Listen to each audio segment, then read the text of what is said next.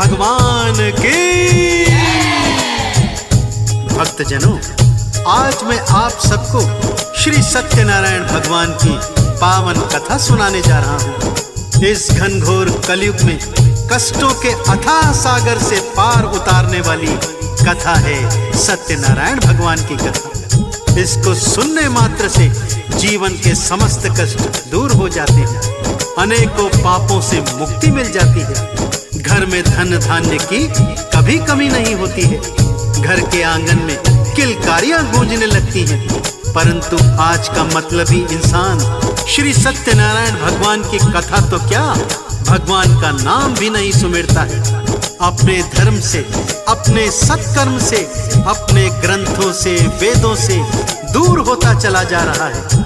आज का इंसान इसीलिए तकलीफों के सागर में गोते लगा रहा है। यदि कष्टों से छुटकारा चाहते हो तो अपने वेदों को पढ़ो और भगवान श्री सत्यनारायण की कथा का श्रवण करो।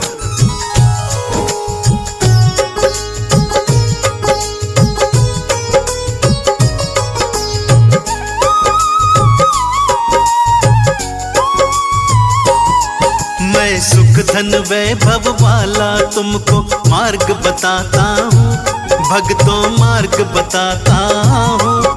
श्री सत्यनारायण भगवान की कथा सुनाता हूँ, मैं कथा सुनाता हूँ। कष्टों का सागर तरने का सार बताता हूँ, भक्तों सार बताता हूँ। श्री सत्यनारायण भगवान की कथा सुनाता हूँ, मैं कथा सुनाता हूँ।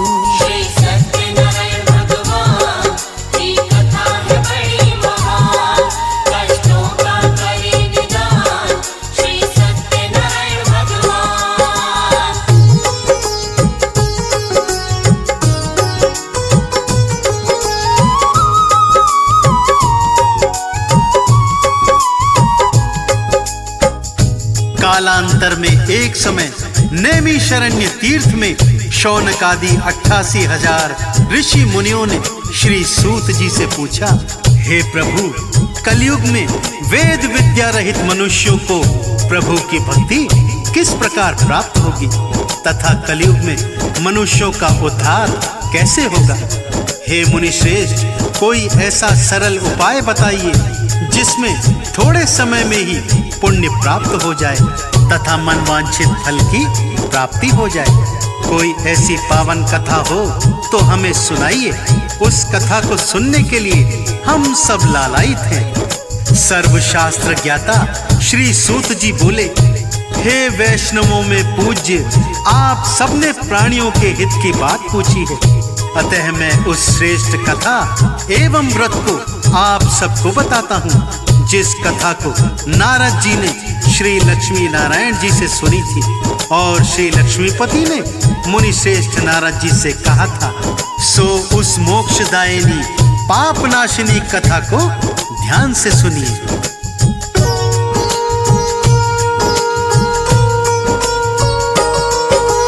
कथा हुई प्रारंभ, मुनि सुन रहे लगा कर ध्यान।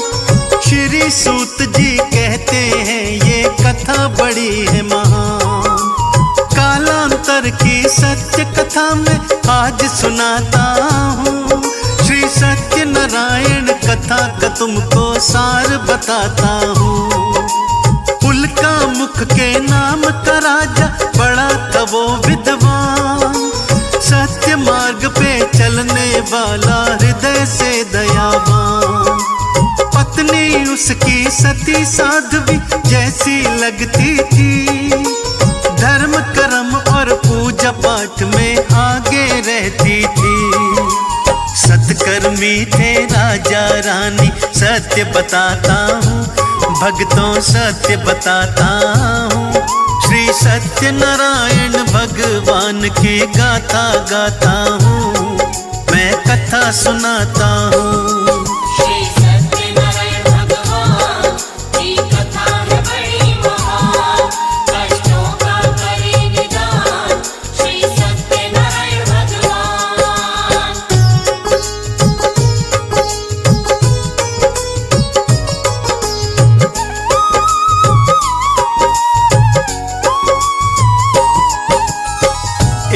दिवस उल्कामुख राजा अपनी पत्नी और प्रजा के संग भद्रशिला नदी के तट पर श्री सत्यनारायण भगवान की कथा का विशाल आयोजन करते हैं। गुणी विद्वान पंडितों को बुलवाकर श्री सत्यनारायण भगवान की व्रत कथा करवाते हैं।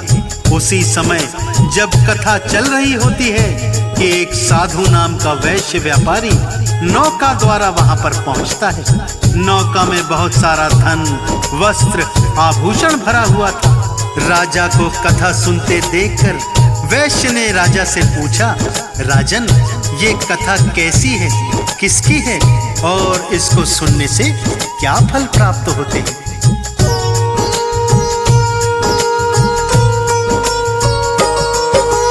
हे राजन, बतला दो मुझको कथा का प्रयोजन, कैसी कामना हेतु किया है कथा का आयोजन। सारा महत्व बता दो राजन, उठी है जिज्ञासा, कथा का सार बता के कर दो पूरी अभिलाषा। राजा बोले, सुनो साधु जी, कथा का सारा सार, धन वैभव और पुत्र पौत्र से भरा रहे परिवार। इसीलिए श्री सत्यनारायण कथा कराई है, इस व्रत को करने से कटती हर कठिनाई है। क्या बोला राजा से वैश्य वो तुम्हें बताता हूँ, भक्तों तुम्हें बताता हूँ। श्री सत्यनारायण भगवान की कथा सुनाता हूँ, मैं कथा सुनाता हूँ।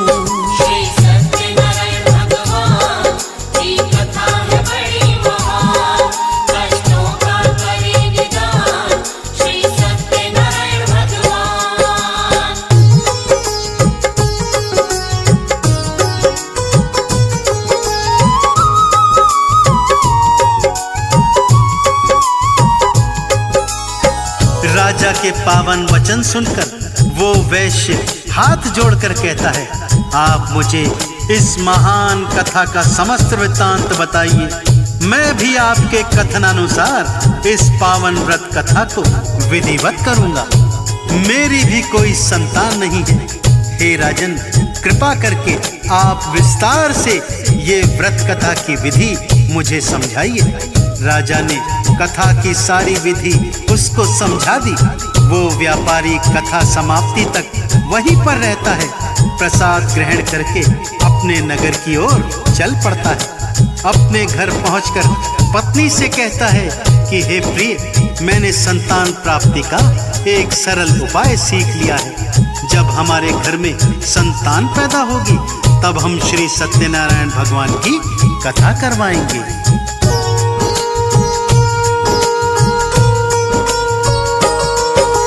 सुन करके उस वैश्य की पत्नी होती है खुशहाल, लीलावती पति की खातिर जल लाई तत्काल।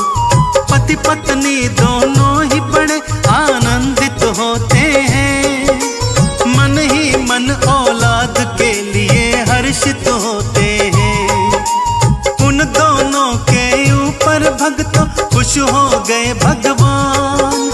10वें मास में उनके घर में जन्मी एक संतान। सुंदर सी प्यारी सी कन्या घर में आती है, उनके सूने आंगन में खुशियां भर जाती है। रखा कलावती कन्या का फिर नाम बताता हूँ, भक्तों कथा सुनाता हूँ। श्री सत्यनारायण भगवान की गाथा गाता हूँ, मैं कथा सुनाता हूँ।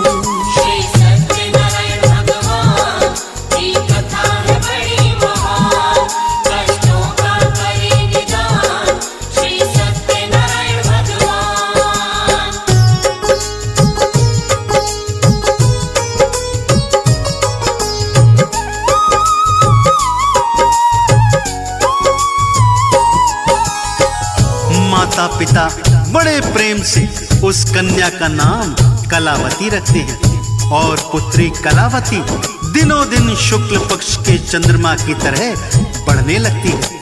एक दिन लीलावती अपने पति से कहती है, स्वामी, भगवान की कृपा से हम भी संतान वाले हो गए हैं। अब आप अपना संकल्प पूर्ण कीजिए, श्री सत्यनारायण भगवान की कथा करवाइए। लीलावती का पति बोलता है, हे प्रिय, इतनी जल्दी काहे की है? जब हम अपनी पुत्री का विवाह करेंगे तो उसी समय श्री सत्यनारायण भगवान की कथा भी करवा लेंगे।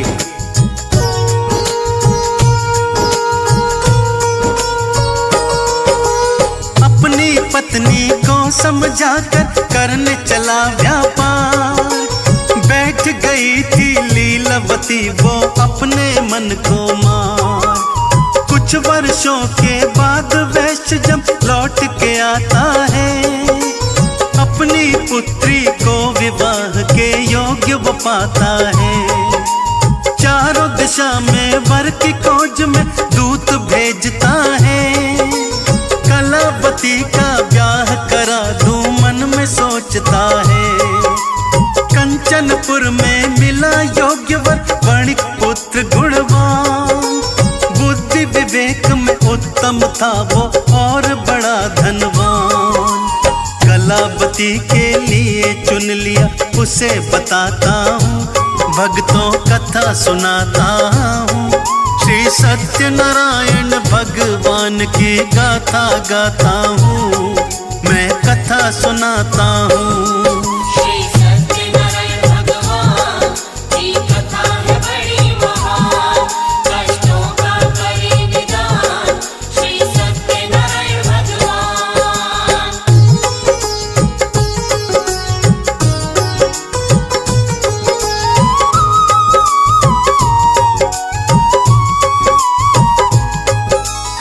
कंचनपुर नगर में सुयोग्य वर मिल गया भक्तों, और कलावती का विवाह धूमधाम से हो गया। दुर्भाग्यवश विवाह के समय भी सत्यनारायण भगवान की कथा वैश्य करवाना भूल जाता है, जिसके कारण श्री नारायण रुष्ट हो जाते हैं। क्रोध में कहते हैं, हे अहंकारी वैश्य, तुझको दारुण दुख प्राप्त होगा। वैश्य अपने दामाद को साथ लेकर व्यापार करने के लिए समुद्र के रास्ते रत्नसारपुर नगर को जाता है, और चंद्रकेतु राजा के राज्य में दोनों मिलकर व्यापार करने लगते हैं।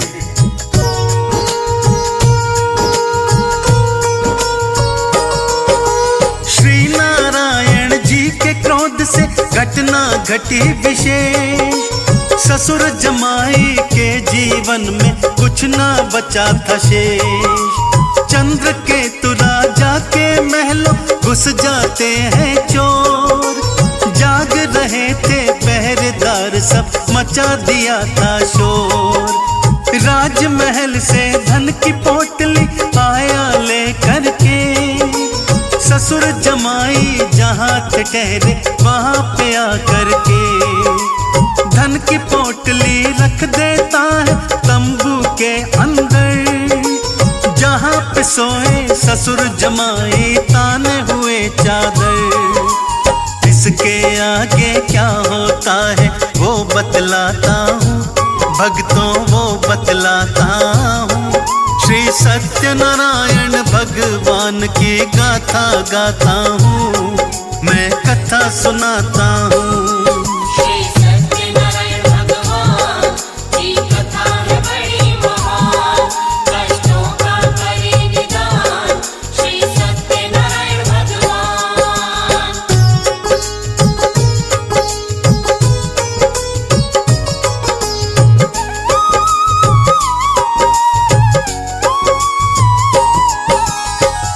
राजा के सिपाही चोरों की तलाश करते करते साधु वैश्य के तंबू में घुस जाते हैं। देखते हैं जेवरों से भरी पोटली तंबू के अंदर रखी हुई है। ससुर जमाई को चोर समझ के दोनों के हाथों को बांध करके राजा के समक्ष ले जाते हैं। राजा उन दोनों को कारावास में डाल देने का आदेश देते हैं, और उधर उसकी पत्नी लीलावती को भारी कष्टों का सामना करना पड़ रहा था। ये सब श्री सत्यनारायण भगवान के रुष्ट हो जाने के कारण हो रहा था। उनके घर में जो कुछ भी था चोर चुरा कर ले गए।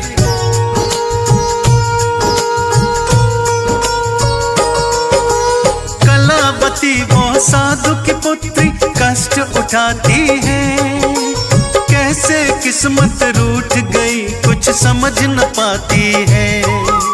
घर में बचाना दाना कोई खाना क्या खाए, अपने मन की पीड़ा जाकर किसको बतलाए।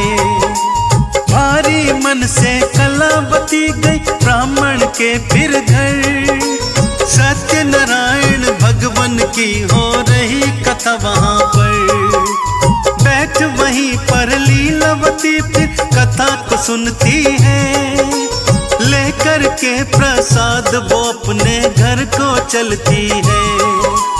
कलावती की माँ क्या बोली वो बतलाता हूँ, भक्तों वो बतलाता हूँ।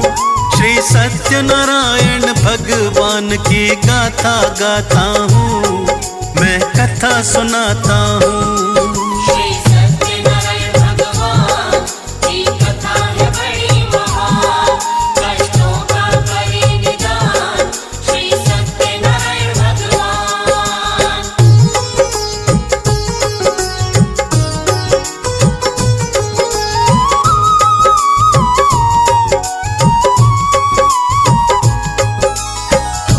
लीलावती अपनी पुत्री कलावती से कहती है, हे पुत्री तू कहाँ गई थी और इतनी देर कैसे लगी आने में।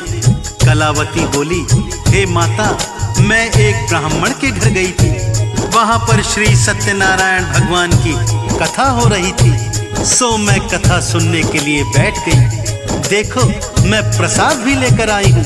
कलावती की बात सुनकर लीलावती को स्मरण हो जाता है कि हमने भी संकल्प ले रखा था कथा करवाने का, परंतु अभी तक अपना संकल्प हमने पूर्ण नहीं किया है।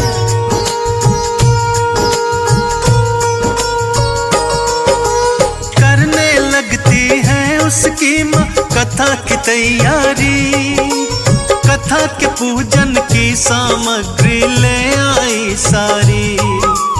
आस पड़ोस कुटुंब को सारे वो बुलवाती है, बड़े प्रेम से नारायण की कथा कराती है।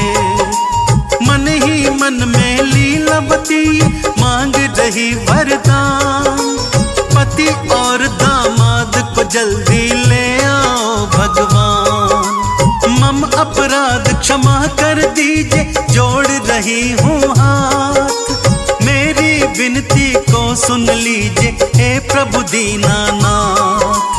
अब आगे भगवान की लीला सुनो सुनाता हूँ, भक्तों सुनो सुनाता हूँ। श्री सत्यनारायण भगवान की गाथा गाता हूँ, मैं कथा सुनाता हूँ। श्री सत्यनारायण भगवान की कथा है बड़ी महान, कष्टों का करे निदान श्री सत्यनारायण भगवान।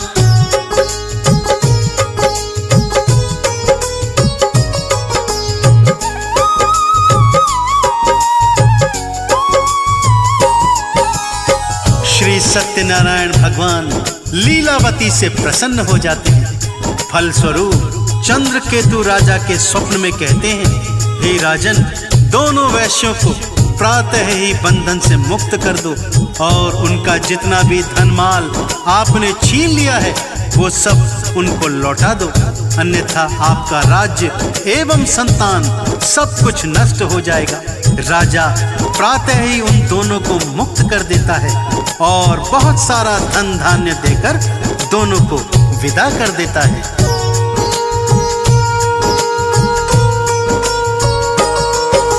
ससुर दमाद चले नौका में भर कर के धनमाल, सत्यनारायण दंडी वेश में आ पहुँचे तत्काल।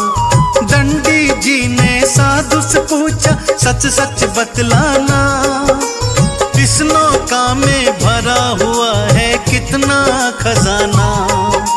जोर जोर से हंसा वणिक, क्यों पूछ रहे हो तुम, हमें लूटने की मन में क्या सोच रहे हो तुम। बेल और पत्तों से भरी है नौका ये सारी, समझ रहे हो माल खजाना मती गई मारी। क्या बोले फिर दंडी जी, मैं वो सुनवाता हूँ, भक्तों वो सुनवाता हूँ। श्री सत्यनारायण भगवान की गाथा गाता हूँ, मैं कथा सुनाता हूँ।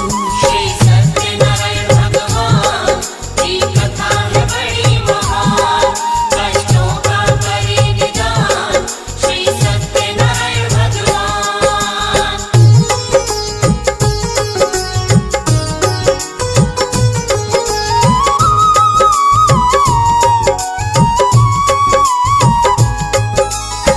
वैश्य के कठोर वचन सुनकर दंडी भगवान बोले, तुम्हारा कथन एवं वचन सत्य हो जाए। यह बोलकर दंडी भगवान चले जाते हैं। दंडी जी के जाने के बाद ससुर दामाद दोनों नौका से उतरकर नित्य क्रिया से निवृत्त होने के लिए जाते हैं। वापस आकर देखते हैं कि उनकी नाव तो पानी से काफी उठी हुई लग रही है। तिरपाल उठाकर देखते हैं तो नाव में सचमुच बेल पत्र और घास फूस भरा होता है। धन माल खजाना सब गायब हो जाता है। ससुर चकराकर भूमि पर गिर जाते हैं। दामाद उन्हें संभालता है और कहता है, ये दंडी जी के क्रोध के कारण हुआ है।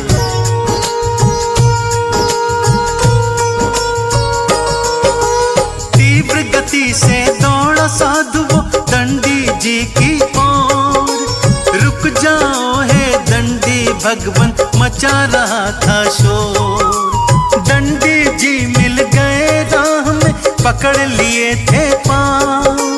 हे दंडी जी पहले जैसी कर दो मेरी नाव। मम अपराध क्षमा कर दीजिए, हुई भूल भारी। बेल और सूखे पत्तों से भरी नाव सारी। रोए वणिक और आंसू बहाए, जोड़े दोनों हाथ। भूल हमारी करो क्षमा है दंडी दीनानाथ। क्या बोले फिर दंडी भगवन, वो बतलाता हूँ, भक्तों वो बतलाता हूँ। श्री सत्यनारायण भगवान की गाथा गाता हूँ, मैं कथा सुनाता हूँ। श्री सत्यनारायण भगवान की कथा है बड़ी महान, कष्टों का करे निदान श्री सत्यनारायण भगवान।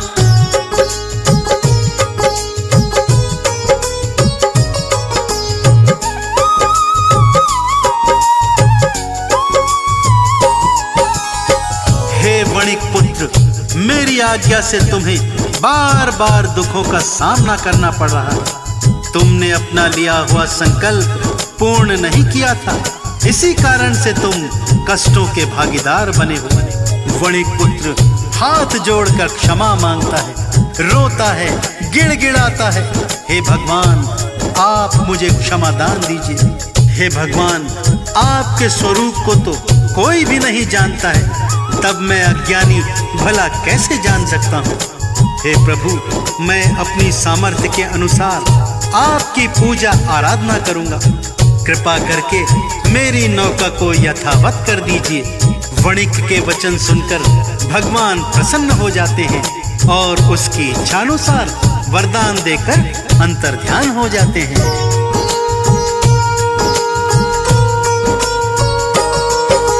नौका फिर धन माल से भर गई, दोनों हुए खुशहाल।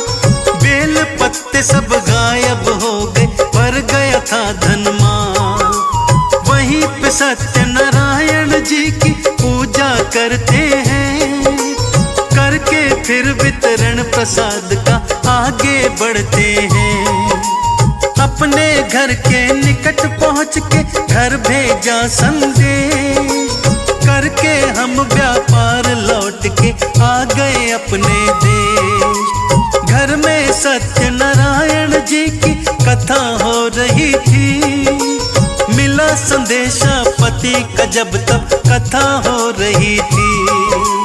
पुत्री से माता क्या बोली वो बतलाता हूँ, भक्तों वो बतलाता हूँ। श्री सत्यनारायण भगवान की गाथा गाता हूँ, मैं कथा सुनाता हूँ।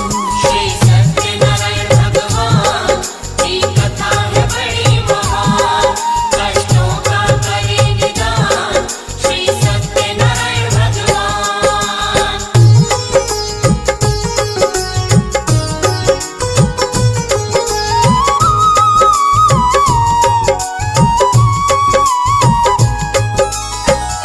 लीलावती अपनी पुत्री कलावती से कहती है, हे पुत्री तू कथा सुन, पूजा कर, मैं अपने पति के दर्शन के लिए जा रही हूँ। बहुत अरसे के बाद वो वापस लौटे हैं। माता के वचन सुनकर कलावती भी पूजा प्रसाद सब कुछ छोड़कर अपने पति को देखने के लिए भागती है।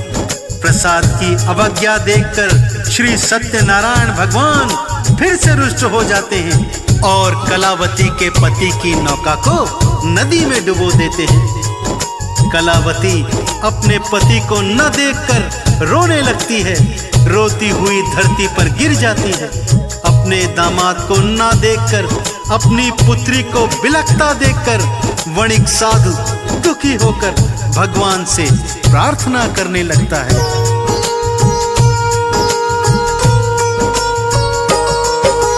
मेरी पुत्री की गलती को क्षमा करो भगवान, आपने हमको दिया हुआ है खुशियों का वरदान। मुझसे या परिवार से मेरे हुआ अगर अपराध, क्षमा मांगता हूँ मैं आपसे, दया करो हे नाथ। मेरी पुत्री कलावती है आपका ही वरदान, मेरे दामाद की नौका हमको दिखला दो भगवान, वरना मेरी पुत्री भगवान जी ना पाएगी। पति वियोग में यहीं पे वो रो के मर जाएगी। इसके आगे की तुमको अब कथा बताता हूँ, भक्तों कथा बताता हूँ। श्री सत्यनारायण भगवान की गाथा गाता हूँ, मैं कथा सुनाता हूँ। श्री सत्यनारायण भगवान की कथा है बड़ी महान, कष्टों का करे निदान श्री सत्यनारायण भगवान। तभी वहां आकाशवाणी होती है, हे वणिक पुत्र, तेरी पुत्री मेरे प्रसाद का अपमान करके चली आई है। पति के दर्शन के लिए इतनी व्याकुल हो गई कि मेरा प्रसाद छोड़कर चली आई। इसीलिए इसके पति की नौका अदृश्य हुई है। यदि ये वापस घर जाए और मेरा प्रसाद ग्रहण करके आए तो इसका पति इसे पुनः वापस मिल जाएगा। इतना सुनना था कि कलावती भागकर घर को जाती है। श्री सत्यनारायण भगवान का प्रसाद श्रद्धा से ग्रहण करके वापस आती है तो कलावती की पति की नौका उसे फिर से दिखाई देने लगती है।